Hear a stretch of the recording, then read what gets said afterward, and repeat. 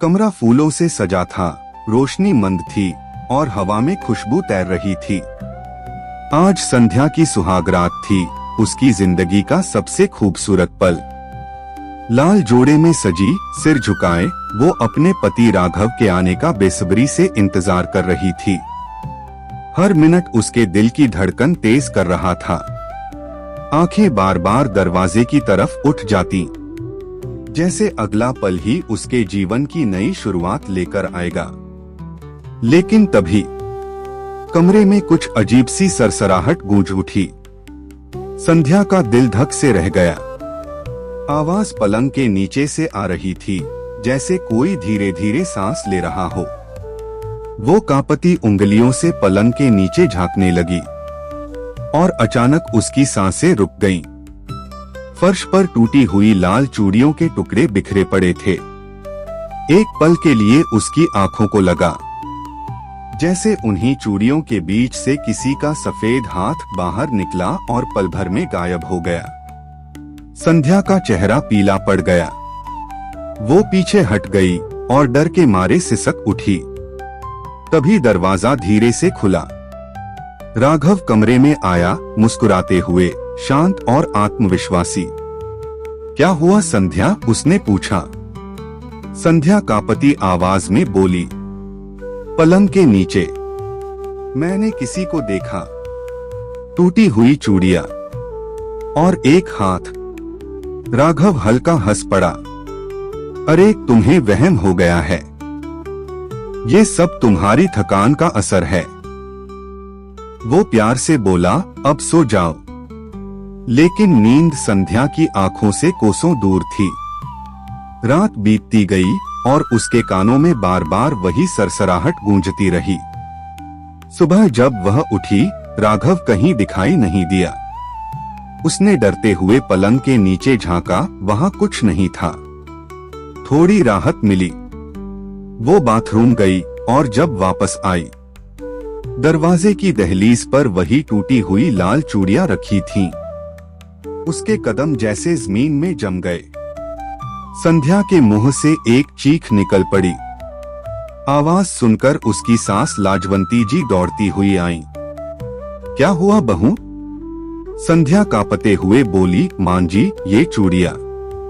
दरवाजे पर लाजवंती जी ने हंसते हुए कहा, अरे किसी की टूट गई होंगी, इतनी छोटी बात पर डरने की क्या जरूरत है? लेकिन उनकी आंखों में भी एक पल के लिए चिंता झलक गई थी। दोपहर को पहली रसोई की रस्म थी। संध्या रसोई में खीर बना रही थी। तभी अचानक उसे महसूस हुआ जैसे उसके पीछे कोई खड़ा है। वो पलटी पर वहां कोई नहीं था। अगले ही पल उसका हाथ कांपा और दूध का भगोना फर्श पर गिर गया। उसकी सास अंदर आई और बोली, कोई बात नहीं बहू, गलती सबसे हो जाती है। लेकिन उनके चेहरे की घबराहट साफ दिख रही थी। शाम होते होते माहौल फिर अजीब होने लगा। कमरे में जाते हुए संध्या का दिल तेजी से धड़क रहा था। राघव मुस्कुराया, आज तो मेरी नई दुल्हन बिल्कुल परी लग रही है।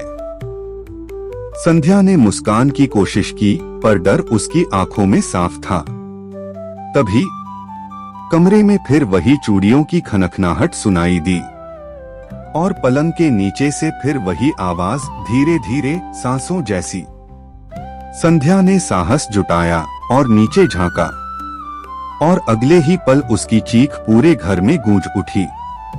पलंग के नीचे एक मृतदेह पड़ी थी, जिसके हाथ में लाल चूड़ियों के अधूरे टुकड़े चमक रहे थे। कमरा सन्नाटे में डूब गया। राघव हैरानी से उसे देखता रह गया और सास लाजवंती के चेहरे से सारा रंग उड़ गया। वो बड़बड़ाई,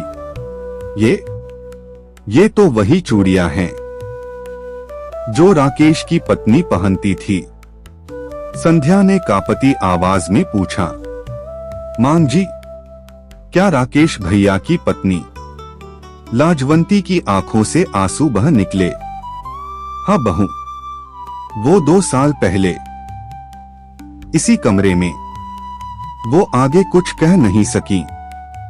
कमरे में टूटी चूड़ियों की वही खनखनाहट फिर से गूंज उठी, जैसे कोई अधूरी कहानी अब भी अपनी आखिरी बात कहना चाहती हो।